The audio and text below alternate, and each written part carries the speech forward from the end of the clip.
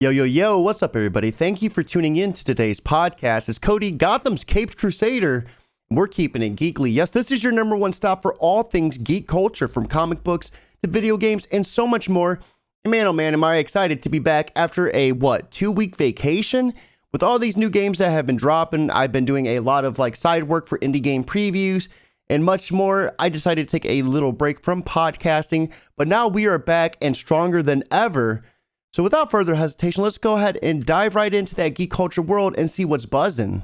So first thing hot off the press is going to be an article from Eurogamer, and this is Bloodborne PSX Demake is hitting PC next year. Now this has been buzzing around Twitter with screenshots here and there, but it looks like we're getting a pretty true to the game adaptation for PC, where they're actually demaking the graphics and making them look like it was done on a PlayStation 1. Now, this has been in development for quite some time, but it looks like the trailer that just dropped on YouTube is giving us a release date of January 31st, 2022. Now, if you know me, you know I am a gigantic fan of the Soulsborne series, so this is a game I'm definitely going to be checking out, and that's if they're able to survive the cease and desist.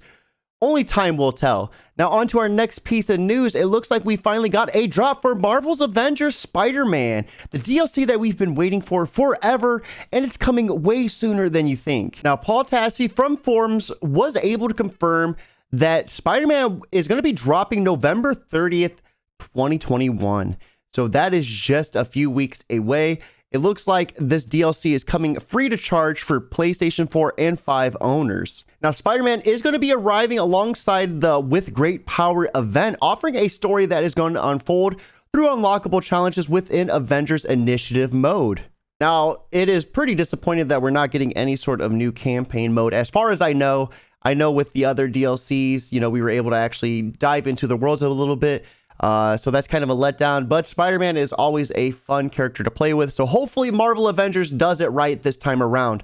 Now on to our last piece of news. It looks like GTA 6 reportedly will only be out in 2025. It's going to be based off Vice City, and it's going to have a Fortnite-like evolving map. Now, as it currently stands, it's been roughly about 8 years since the last GTA has dropped, but Take-Two's statement during a recent shareholder event reveals this game may be dropping in 2025. Now, Tom Henderson, who is pretty famous for leaking major details, such as those from the Call of Duty and Battlefield 2042, has just released a new video with GTA 6 in it. And this is going to be set in the modern day version of Vice City. Now, going a little bit more verbatim, it looks like Henderson also discussed a potential for the GTA 6 map to change over time, similar to how Epic Games regularly overhauls its Fortnite maps during end of season events. This was also a mention of GTA 6 having multiple playable characters, something which GTA 5 introduced to the series. Now, with GTA 6 supposedly coming to only PlayStation 5, Xbox Series X and X, and PC, it only makes sense that Rockstar would want to wait for more households to have these systems to encourage more sales. With that being said, though, leave a comment down below letting me know your thoughts. Now, on to the comic side of things, though. We have a lot of heavy hitters coming right off the press from DC, so let's go ahead and just dive right into those. Now, the first book we're going to be talking about this week is a dive back into Teen Titans. That, of course, is going to be Teen Titans Academy issue number 7, written by Tim Sheridan, with art being done by Rafael Sandoval. Now, we begin with the Teen Titans relaxing at Beach Pond, enjoying their summer vacation, but Megabat is questioning the disappearance of a couple Titans, and that's when they're confronted by the mob that is controlled by none other than Gorilla Grodd. Some of the Titans are able to piece together kind of what's going on, and there is some curiosity wondering if Gorilla Greg is behind this as well. But that illusion is effectively shattered when they see Gorilla Greg and Grodd together. Now, the pair are controlling the mob by themselves until the psychic aerial is activated.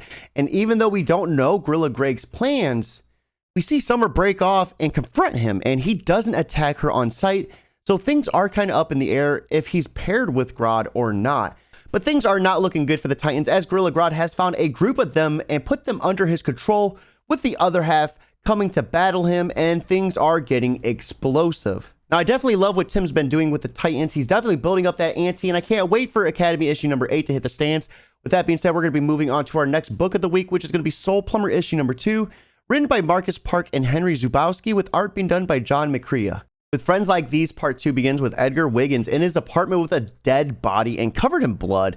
Armed with his spiritual smiting spatula, it's time for him to take on this glowing entity that escapes Guz's body. It's not long before he makes a feeble attempt to call the Soul's Plumber hotline, but to no avail, so he takes it upon himself to smite this purple blob, turning it into this demonic giant astral projection named Blorb.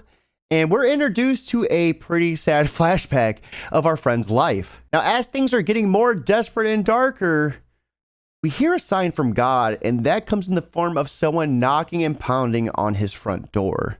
Now, Soul Plumber was definitely one of those books I just took a stab at randomly because it looked different and was a little bit of a break from Batman, and this is drawing me in with every issue coming out.